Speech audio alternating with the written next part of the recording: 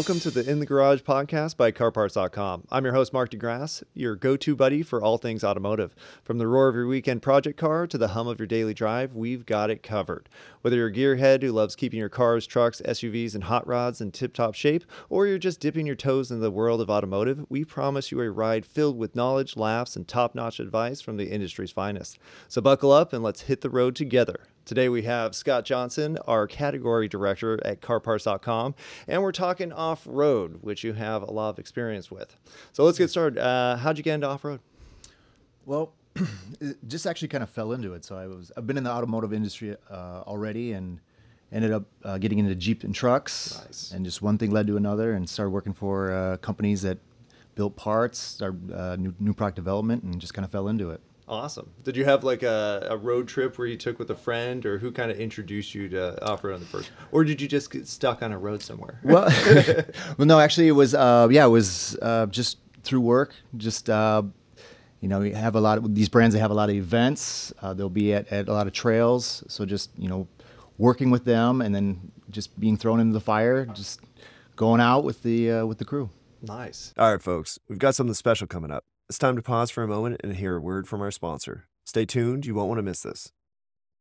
For 2 decades, PowerStop has had one mission: top quality brake upgrades for every ride. With one box, you get pads, rotors, and hardware, available for 98% of vehicles. Upgrade with PowerStop. Brake with confidence. Get yours now at CarParts.com. What was your first kind of off-road car? So I've had a Project 89 YJ for about 8 years. And Nice. it's been the slowest project, but we're getting there.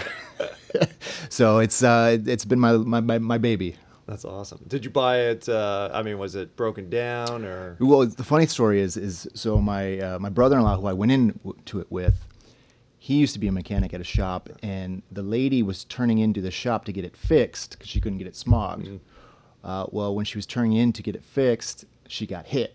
So she's just like, I want to get rid of this thing. So we picked it up for $900, and we just split it. So that's kind of how I got into it.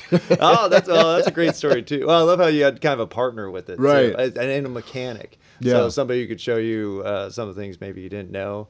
So as you got into kind of that first project car, what would you see different in terms of the upgrades that say you've done to other cars or things that weren't off-road oriented that you had to do now that was an off-road vehicle? Well, I think a lot for the YJs is this thing's 30 plus years old, so a lot of the rust. Oh, okay. So it's a bit of battle with that. Rejuvenation. A lot of rust. Right. So it's everything that takes what you think will take an hour will take 5. Rusted bolts. And get railroaded in between. So yeah. Oh, yeah. Well, okay. So factoring in more time, more time for the rust factor. Makes sense. So is there, was it off-roaded before, or was this kind of like a daily driver that now you decided to? So I think the guy used to take it out a little bit, but not much, because it was fairly stock. He did do an upgrade in the engine. So the YJ came with a 2.5 liter and also a 4 liter. The one he had was for a 2.5, but he did the engine swap himself. Oh. And since Is that a good or bad thing? it's better because it's got more torque, Okay. a little bit bigger engine, more torque. I don't think he did it the right way, and that's why when he was no longer around, his daughter couldn't get it smogged. Oh yeah, yeah. No, that's a big factor right there. Yeah. Now, at that, did you had to get smogged at that point, right? Yes, we have gotten it smogged. Just don't ask me any more about that.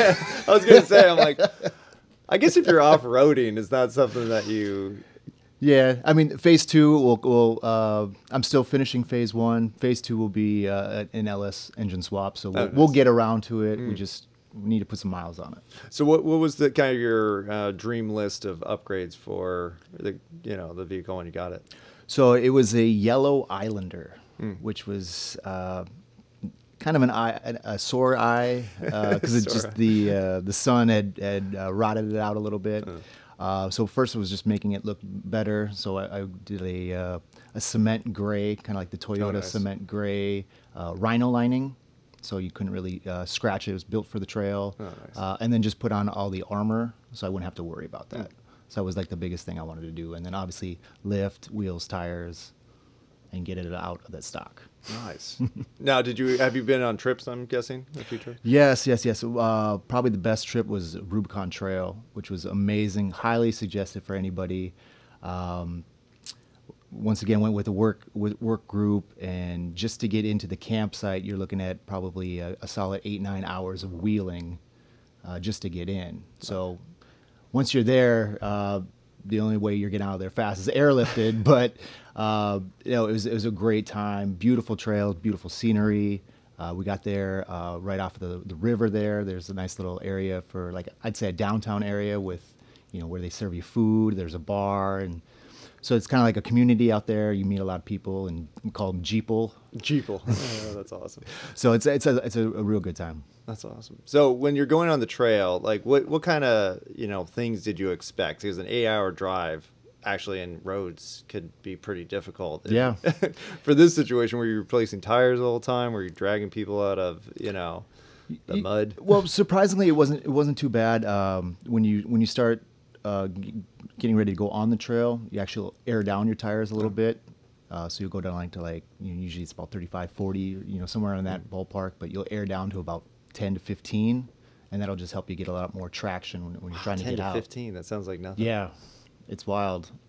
But yeah, that air down, it just, a lot more of the tire gets contact with an obstacle, the road, whatever, and that's kind of what helps you get out.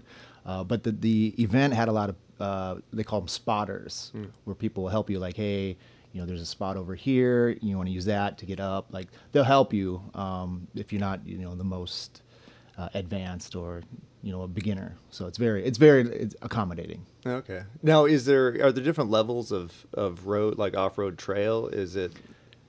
Yeah, absolutely. I don't know if they have them. I wouldn't say like a black diamond or stuff like that, kind of like skiing. Yeah. But there's definitely, like, they'll give a fair warning, like, hey, this is no lower than 35s, or you'll need a lift.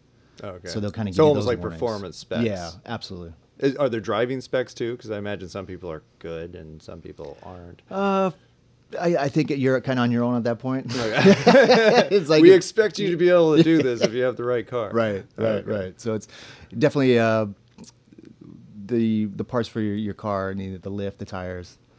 Obviously, it definitely helps. Awesome. Now, are there tricks to driving? Because I've been off-roading a few times, and most of the time, you're looking out for the big rocks and things that could break your vehicle. But are there any tips for people who have never gone off-roading before and kind of want to get into it in order to maybe not break their car the first time? Sure. Yeah. I mean, you really would want to drive on the high points. Like, you don't want to get like a big rock underneath, in between your tires, because then that's going to hit your axles or anything on the underbody. So you want to drive on the rocks and kind of use those as to get above and around those obstacles. Yeah. Okay. So it's really just what can the center chassis avoid, drop on, yeah, that will break everything. Yeah. And is that the biggest danger? Because I mean, sometimes you see, and I'm again, I'm not super familiar with off-roading, but you've seen the Jeeps like fall backwards or roll down a hill.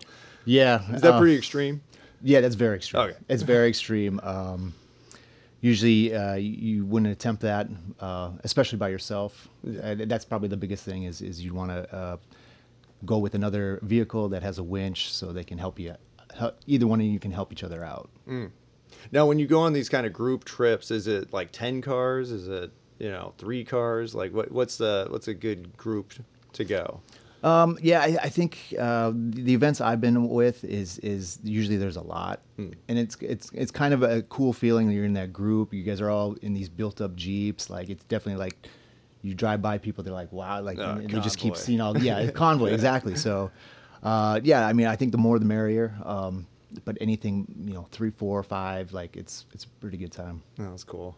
Now, how often does that kind of need help happen? Like, is it usually pretty smooth sailing except for like a tire or two, or is there usually like a big issue that happens? Yeah, no, I mean, it's usually, most part, you don't have any issues unless someone does something kind of crazy or just unaware, or you once in a while where somebody will break down on something that happens, or a bolt shears off or something. Yeah, right. Talk about the sheared off bolt, because that sounded like a situation. Yeah. So we were in a Big Bear in a Jeep Cherokee who's got a unibody. They sheared off one of their bolts and they had no steering. Oh, yeah, so that that ended it pretty quickly for the trail. So we just let everybody else go ahead. I stayed back with them, and then it was okay. Now we got to figure out how we're going to get this bolt. First off, what size it is? Is it okay, Dad? Please go to the hardware store. This is the size. Okay, now that you got it, how are you going to get it to me? Because I'm 2 miles in on this trail, and you're not going to make it with your regular car. So, the community, the off-road community, is very nice and accommodating. They'll help. Everyone's usually really cool, and no one wants to see anybody break down. So yeah, well, yeah, I think you just picture yourself like that, like, oh crap, that would suck. Yeah. Like, I'm gonna try to help at you the out. mercy of nothing you can do. Like it is what it is. So Now, in those situations, do you guys have a kit with like just a bunch of random bolts and tools? Yeah. And, okay. absolutely. I mean, I think everybody will have some sort of hand tools, spare bolts and stuff that they have in their back, some kind of tool chest, but obviously secured down just in case the unfortunate where you do roll or something. You don't want that stuff kind of coming out. Yes. Oh, yeah. I didn't think about exactly. that. Yeah, sometimes you look at the off-road setups and you're like, man, that seems like a lot of latches everywhere, but it's totally necessary. For the safety. Straps and For sure. latches. Now, if somebody was going to, say I have a Jeep, I want to upgrade it, I'm thinking about, getting more into off-road. Do you have any tips in terms of like when you do an upgrade or a new install, like testing it maybe before you go on your 12-hour trip? Yeah, I think there's definitely a part of testing it. I think when you're, originally start off trying to build the vehicle, you should try to have the end in mind. Just sometimes you're going to have to do some things twice if you don't have, what you want your final build to be. So like, for example, so if you want to go eventually to a set of 40-inch tires, you're going to have to re-gear as well. So like with your ring and pinion and all that. So just kind of having that end in mind when you are starting to build. It's time to pause for a moment and hear a word from our sponsor. Stay tuned. You won't want to miss this.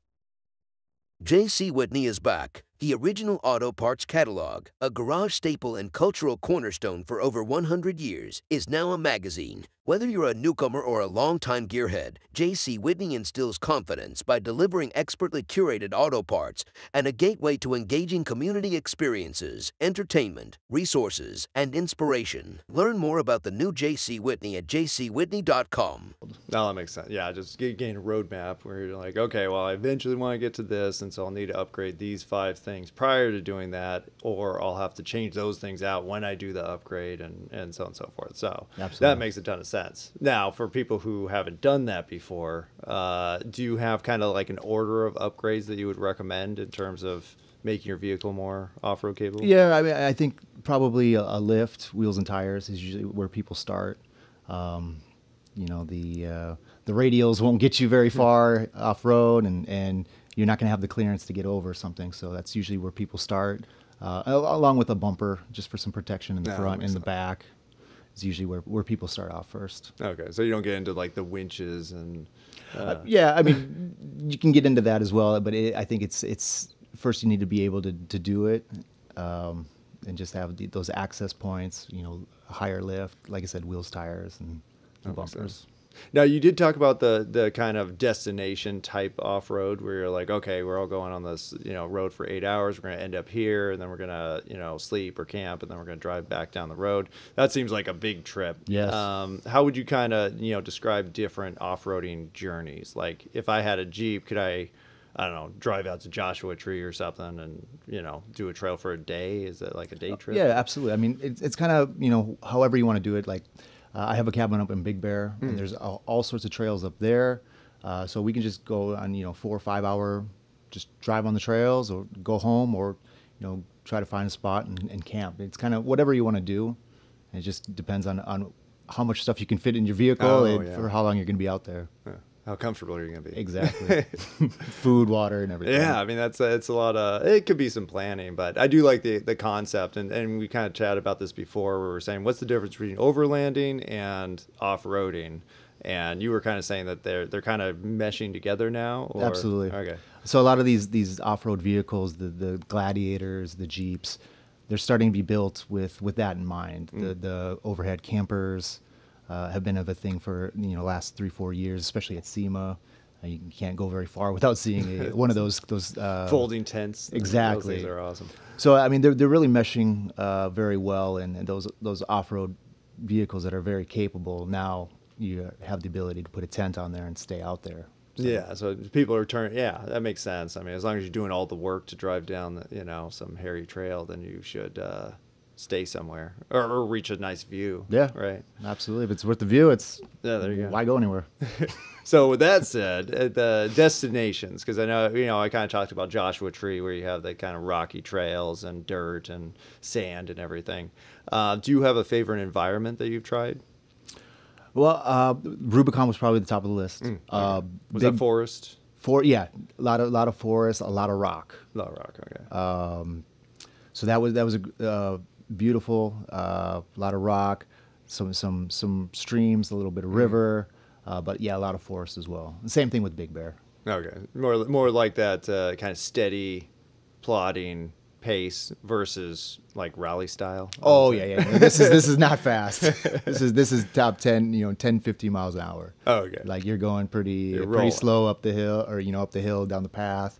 You might catch a fire road where you can get up to 30, 35, but then the dust gets a little bit much. Oh, that's true. So yeah, it's more of a slower pace. Awesome. So if somebody was doing it for the first time, what would be a good balance of like entertaining but also challenging enough to make it interesting? I think Big Bear would probably be your spot. Like I said, they have a whole bunch of trails for the beginners to the advanced, and it won't take you 8 hours to get in. Yes. So you'll be able to test it a little bit and kind of get the hang of it. Well, I like places with maps too, where it's maps, yeah. Go somewhere somebody's done this before. Absolutely. That's fantastic. So, in terms of upgrades, last question. Could they get those at CarParts.com? Absolutely. CarParts.com. We have lifts for your suspension, shocks, bumpers. We have it for your vehicle. Awesome. And we have tutorials and whatnot, and you're actually helping us create some of that content too. Absolutely. So we'll keep on producing that. Maybe we'll have a whole off-road series where you kind of say, hey, here's how to do the basics, get people started. I'd be all for it. Awesome. Well, thank you so much, Scott. It's been super helpful. I think this is our first episode kind of focused on off-roading, so definitely have you back on, and we'll get into some of the nitty-gritty of that car enthusiast aspect. I love it. Awesome. All right, gearheads and enthusiasts, that's another lap completed here at the In the Garage podcast by CarParts.com. Thanks for taking this ride with us today. Don't forget to check out CarParts.com for all your automotive needs, because we know you value quality and convenience. Keep those engines purring, stay safe on the roads, and remember, no matter what your automotive interests are, we're here to fuel your passion. Until next time, I'm Mark DeGrasse.